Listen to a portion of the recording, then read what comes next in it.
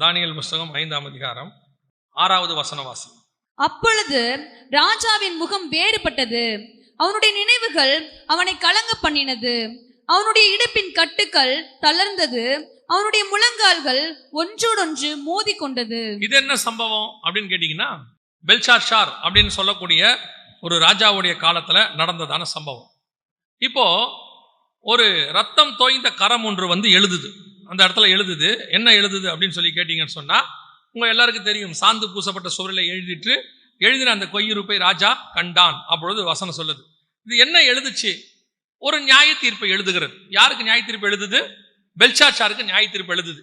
இன்னையோட நீ முடிஞ்ச, கர்த்தருக்கு முன்பாக நீ குறை உள்ளவனாய் காணப்பட்டாய் அப்படின்னு இருக்கு. வசனம் சொல்லுது. அந்த ராத்திரியிலே பெல்ஷாத்சாருடைய காரியம் முடிவுக்கு வந்தது. 29.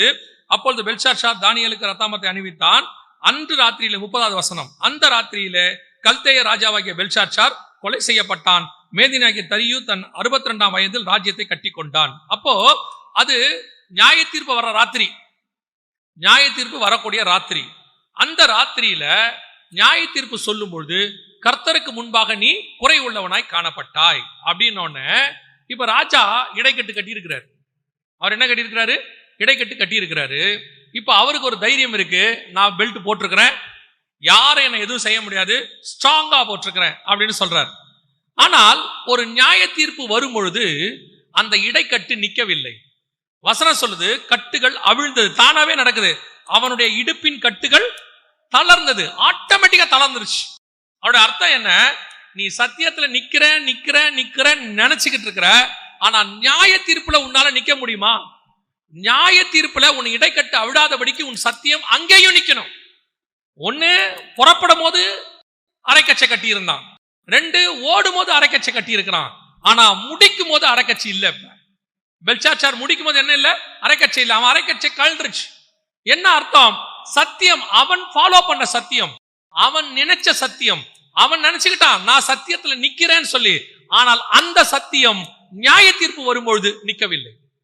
வசனம் சொல்லுது, உங்கள் வசனங்களே உங்களை என்ன செய்ய போது?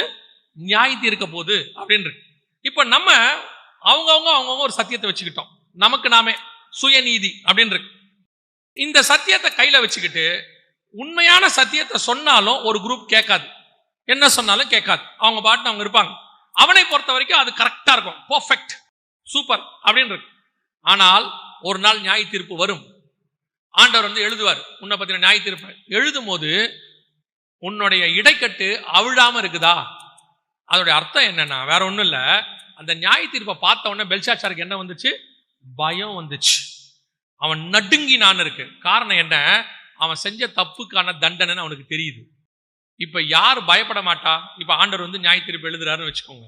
எழுதும் போது நான் ஏன் பயப்படாம இருக்கணும்னா, நான் உண்மையான சத்தியத்துல இருந்தா எனக்கு என்ன வராது?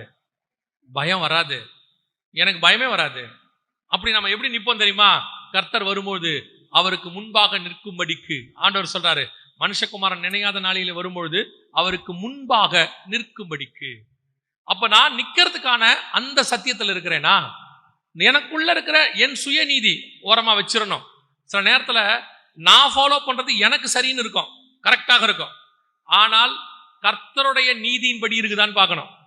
கர்த்தருடைய நீதி இருக்குதா? நியாயப்பிரமாணம் சுயநீதிக்கு போயிருச்சு. அவன் இப்போ சவுல் ஆடு மாடெல்லாம் எடுத்துக்கிட்டாரு, அமலேக்கியருடைய ஆடு மாடெல்லாம் எடுத்துக்கிட்டாரு. இப்ப சாமுவேல் சொல்றாரு, ஏன்பா இந்த மாதிரி இருக்குன்னு. இப்ப அவன் ஒரு கருத்து சொன்னான் பாத்தீங்களா, நான் இது உம்முடைய கர்த்தருக்கென்று பலிக்கென்று வைத்தேன். இதான் சுயநீதி. கர்த்தருடைய நீதி என்ன? அமலேக்கியனை கொல்லு, வேலை முடிஞ்சு. இவன் நீதி என்ன? அதில் கொழுமையானவர்களை வச்சுக்கோ.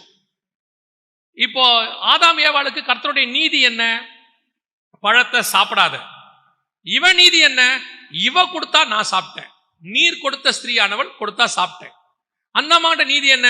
சர்ப்பம் கொடுத்துச்சு சாப்பிட்டேன், சுயநீதி. காயின்கிட்ட ஆண்டவர் கேட்கிறாரு, உன் சகோதரன் எங்கே? சுயநீதி. நான் காவலாளியோ? இன்னைக்கு நமக்கு நாமே ஒரு நீதி வச்சுக்கிட்டோம். அதை நம்ம பைபிள் வசனத்துல கூட வச்சுப்போம், இஷ்டப்படி நமக்கு ஏத்த மாதிரி மாத்திப்போம். ஆனா ஒண்ணு, நியாய தீர்ப்பு வரும்போது உங்களால் நிற்க முடியுமா? யாரோ ஒருத்தர் உங்களுக்கு விரோதமா காரியம் செய்யறாரு, நீங்க அதுக்கு என்ன எதிர்வினை ஆற்றுறீங்கன்னு பார்க்கணும். இப்ப எடுத்துக்கோங்க, ஒரு ஆள் உங்களை அடிச்சிட்டாரு, திருப்பி நீங்க என்ன பண்ணலாம்? அடிக்கலாம். கேட்டா என்ன சொல்ல போறோம்? அவன் அடிச்சான், நான் அடிச்சேன். யார வேணா கேளுங்க, இதை சரின்றுவாங்க. ஆமா தானே? முதல்ல அவன் அடிச்சான், திருப்பி நான் அடிச்சேன். இதுல என்ன தப்பு இருக்குது? அவன் ஒரு அடி அடிச்சா, நானும் ஒரு அடி தான் அடிச்சேன். இப்ப நீதிப்படி கரெக்ட், சுயநீதி. யார வேணா கேளுங்க, ஆமாங்க அவர் அடிச்சாங்க, இவங்க அடிச்சாங்க, கரெக்ட் தான், கரெக்ட். இயேசுநாதர் நீதி என்ன? அடிச்சா இன்னொரு கண்ணத்தை காட்டு. இப்ப இந்த நீதியை வச்சு அவர் கேட்கும் போது என் நீதி என்ன ஆகும்? இப்ப அத்தனை பேருமே பெரும்பான்மையானவங்க இந்த சுயநீதியில் இருக்கிறாங்க. ஆமாங்க, கரெக்ட், பிராக்டிகலி கரெக்ட். ஆமா, நாங்க சொல்றது சரிதான். யாரும் ஏத்து கூட சொல்ல முடியாது உங்களை. ஆமா, கரெக்ட் தான். ஆனா தேவ நீதிக்கு முன்னாடி உன்னால நிக்க முடியுமா? தேவ நீதிக்கு முன்னாடி வரும்போது உன் இடைக்கட்டு நிக்குமா? தைரியமா இருக்குமா? கர்த்தருக்கு முன்பாக அங்கதான் ஆண்டவர் கேட்கிறார். கர்த்தருக்கு முன்பாக நிற்கக்கூடிய அளவுக்கு உன் நீதி இருக்குதா? எல்லாத்திலையும். ஒரு இடத்துல நீங்க நல்லா கவனிச்சு பாருங்க. நியாயப்பிரமாணம் சொல்லுது விபச்சாரம் பண்ணினா பாவம், கரெக்ட் தானே? ஆனா சுயாதீன பிரமாணம் சொல்லுது இச்சையோடு நோக்கினால் பாவம். இப்ப நீங்க இச்சையோட நோக்கிறது யாருக்கா தெரியுமா? தெரியாதா? தெரியாது. நீங்க பாக்குற இச்சையோட பாக்குறது யாருக்கா தெரியுமா? தெரியாது. ஆனா யாருக்கு தெரியும்? நமக்கு தெரியும். வேற யாருக்கு தெரியும்? கர்த்தருக்கு தெரியும். இப்போ உங்களுக்கு நியாய தீர்ப்பு விபச்சாரம் இவன் பண்ணலன்னு விட போறாரா, இல்ல நீ இச்சையோடு நோக்கினால்ன்றதுக்கு வருமா? நான் கேட்கறது புரியுதா? நான் என்ன சொல்லுவேன் யாராவது கேட்டா, நான் எந்த பாவமும் பண்ணலையே, நான் விபச்சாரம் பண்ணலையே. நீங்க யார வேணா கேளுங்க, ஆமா கரெக்ட், நீ விபச்சாரம் பண்ணல. இப்போ எல்லாரும் சொல்லிடுவாங்க அந்த தப்பு எந்த தப்பும் பண்ணலங்க. யார் சொன்னா? ப்ரூஃப் இருக்குங்க, அவர் ஒரு தப்பும் பண்ணல.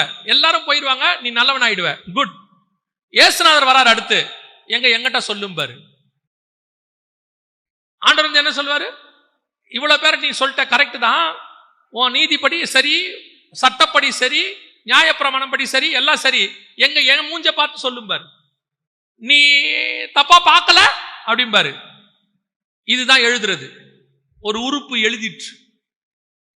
இப்ப யாராவது ராஜா கிட்ட சொன்னாங்களா உன் இடைக்கட்ட கவிழுந்து நீ அவருக்கு முன்னாடி இப்படி நடுங்குன்னு சொன்னாங்களா? ஆட்டோமேட்டிக்காக அந்த நியாய தீர்ப்பை பார்த்த உடனேயே அவன் இடைக்கட்டு அவிழ்ந்தது. கர்த்தர் வந்து நியாயம் தீர்க்க போகிறது உனக்கும் அவருக்கும் உள்ள பர்சனல் இஷ்யூ. நீ கணக்கு கொடுக்க வேண்டியது அவருக்கு தான். நீ ஏன் பாவம் செய்யாம இருக்கிறனா, உன்னை சுத்தி இருக்கிற மனுஷங்களால பாவம் செய்யாம இருக்கிற. ஐயோ அவங்களுக்கு முன்னாடி செய்யக்கூடாது, அவங்க முன்னாடி பேர் கெட்டு போயிடும், இவங்க உண்மை. இது ஃபர்ஸ்ட் பாயிண்ட். ஆனால் இது பத்தாது. உன் சத்தியம் இதல்ல.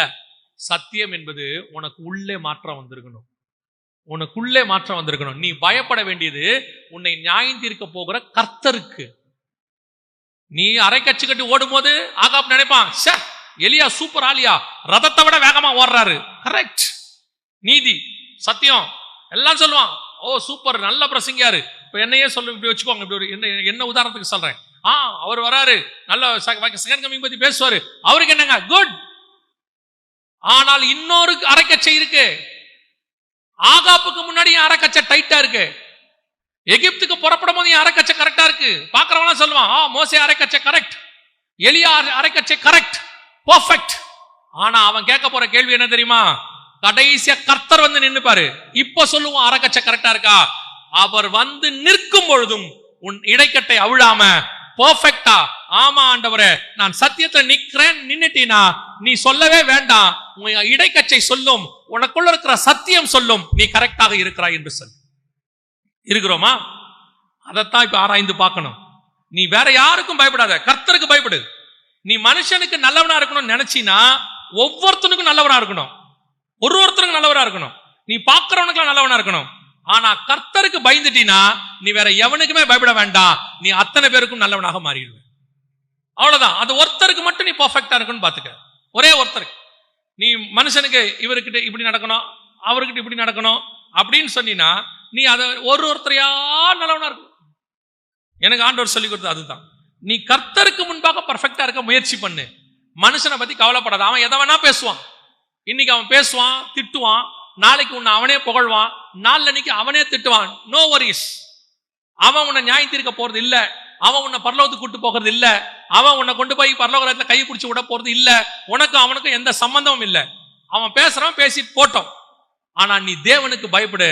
தேவனுக்கு பயந்து சத்தியத்துல நின்னுட்டினா வேற எவனுக்குமே பயப்பட வேண்டாம் வாழ்க்கையில். தைரியமா நியாய தீர்ப்புல போய் நிக்கலாம். யார் உன்னை குற்றப்படுத்தினாலும், ஏன் பிசாசே வந்து குற்றப்படுத்தினாலும் ஆண்டவர் மோசேக்காக வழக்காடுவார். பிசாசு வந்து சொல்லுவான், மோசே கண்மலை அடிச்சாரு, அவர் சரீரம் எங்க, எப்படி நீங்க அவரை எங்க கூட்டு போனீங்கன்னா ஒரே வார்த்தை சொல்லுவாங்க, கர்த்தர் உன்னை கடிந்து கொள்வாரா. உனக்காக ஆண்டவர் பரிஞ்சு பேசுவார். ஆனா நீ கர்த்தருக்கு முன்பாக நீதியா இருக்கணுமே, கர்த்தருக்கு முன்பாக சத்தியத்தில் நிக்கணுமே. நீங்க மனுஷனுக்கு முன்பாக நின்னுட்டீங்க.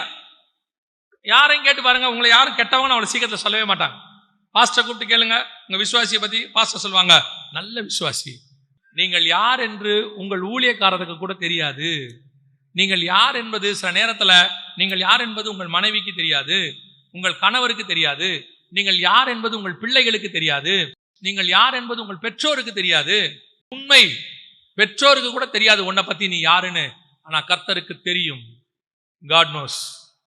நீ நிக்க வேண்டியது உன் பிள்ளைகளுக்கு முன்பாக அல்ல, உன் பெற்றோருக்கு முன்பாக அல்ல, கர்த்தருக்கு முன்பாக. அவர்தான் பரலோகத்தில் கொண்டு போய் சேர்க்க போகிறவர். உன்னுடைய உள்ளான மனுஷன் கர்த்தருக்கு முன்பாக எப்படி இருக்கிறான்னு பாரு. நீ மற்றவங்களை ஏமாத்துறதுல பெருமை கொள்ளாத. அவங்களுக்கு தெரியாம இத்தனை வருஷமா மெயின்டைன் பண்ணிட்டோம், இவங்களுக்கு தெரியாது, அவங்க தெரியாது. கர்த்தருக்கு எல்லாம் நிர்வாணமா இருக்கிறது. சகலமும் அவருக்கு முன்பாக நிர்வாணமா இருக்கு.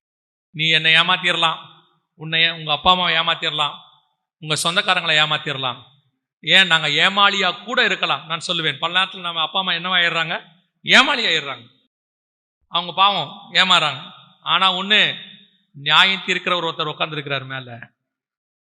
எனக்கு என்ன சந்தேகம்னா, இத்தனை வருஷம் என்ன சத்தியம் கேட்டாங்க சபையில உட்காந்து, இத்தனை வருஷம் என்ன வசனம் கேட்டிய, கேட்டுட்டு ஒரு நாள் போய் திடீர்னு இதை செய்யும் பொழுது அப்ப சத்தியம் உள்ள என்ன செய்யல, போகல. உனக்கு அந்த சத்தியத்தின் மேல பயம் இல்லை, ஏன் தேவன் மேல பயம் இல்லை. தேவ பயம் இருந்தா நீ அதை செய்ய மாட்ட. தேவ பயம் ஏன் இல்லைன்னா சத்தியம் உனக்குள்ள போகல, அவ்வளவுதான்.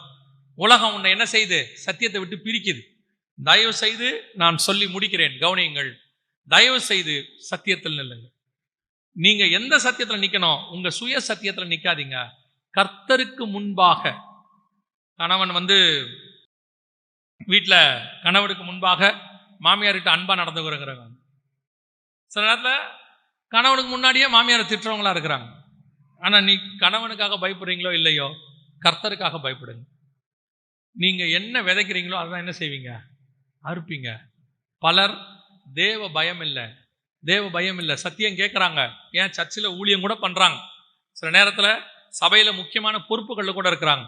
ஆனா அவர்கள் தேவனை விட்டு தூரமாக இருக்கிறார்.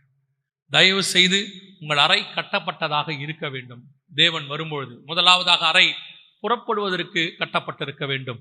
இரண்டாவது உங்கள் அறை ஓடுவதற்கு கட்டப்பட்டிருக்க வேண்டும். மூணாவது உங்கள் அறை தேவன் வரும்பொழுது அவருக்கு முன்பாக நிற்பதற்கு கட்டப்பட்டிருக்க வேண்டும். கட்டப்பட்டோம்னா சத்தியத்தில் நிற்கணும். நீங்கள் கர்த்தருக்காக நடக்கிறவர்கள் சத்தியத்திலே நடவுங்கள். நீங்கள் கர்த்தருக்காக ஓடுகிறவர்கள், ஊழியத்தில் ஓடுகிறவர்கள் சத்தியத்திலே ஓடுங்கள். நீங்கள் கர்த்தருக்காக காத்திருக்கிறவர்கள் சத்தியத்திலே காத்திருங்கள். அவர் வரும்போது உங்கள் இடைக்கட்டுகள் அவிழாதிருப்பதாக. அல்லேலூயா.